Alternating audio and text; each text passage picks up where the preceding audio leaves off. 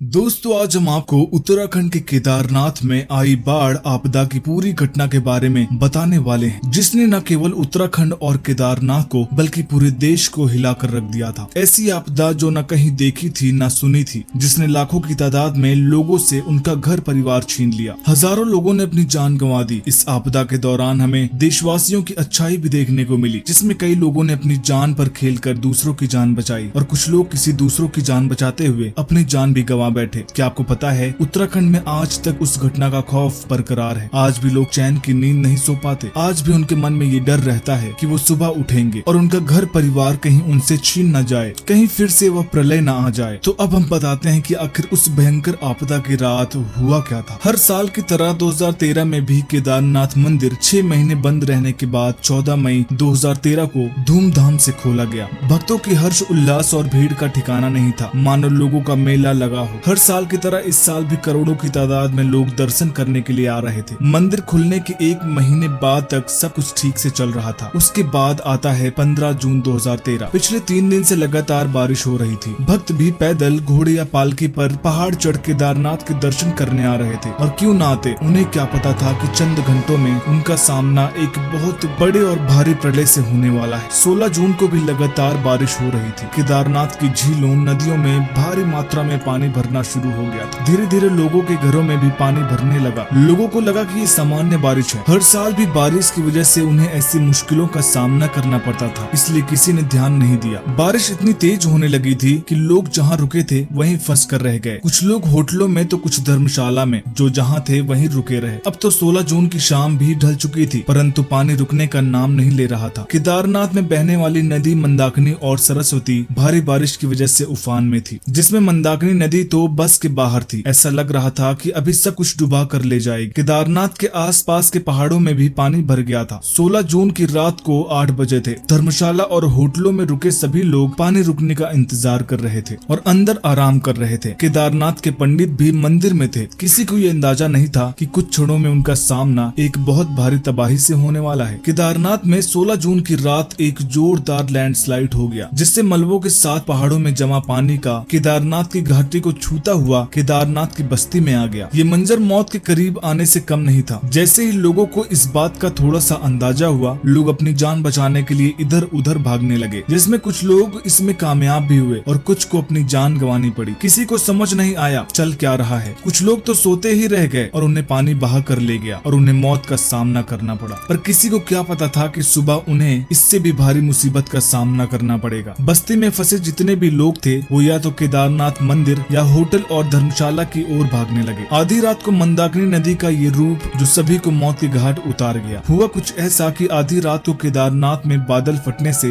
मंदाकिनी नदी का सारा पानी केदारनाथ की ओर आ गया और पहाड़ों का मलबा भी नीचे की ओर आने लगा और उस पानी और मलबे में लोग बह गए, जिसमें से कुछ लोगों की जान बच गई और कुछ का आज तक कुछ पता नहीं चला। परंतु चौंकने वाली बात ये थी कि इतना कुछ होने के बाद भी केदारनाथ मंदिर को बाढ़ छू तक नहीं पाई। पहाड़ से आया एक बड़ा सा पत्थर मंदिर की ओर आता है, जिससे ऐसा लगता है कि अब मंदिर भी पूरी तरह से टूट जाएगा। लेकिन जैसे ही पत्थर मंदिर के करीब आता है, अपने आप कुछ मीटर की दूरी पर जाकर रुक जाता है और बाढ़ का पानी पत्थर की वजह से केदारनाथ के दोनों तरफ बन जाता है और मंदिर में बाढ़ से बचने के लिए रुके सभी लोग बच जाते हैं। दोस्तों, केदारनाथ में हुई इस आपदा के बारे में आपका क्या मानना है, हमें कमेंट बॉक्स में जरूर बताइएगा। और वीडियो पसंद आई तो वीडियो को लाइक करिएगा, शेयर करिएगा और चैनल को सब्सक्राइब करना मत भूलिएगा। हर हर महादेव।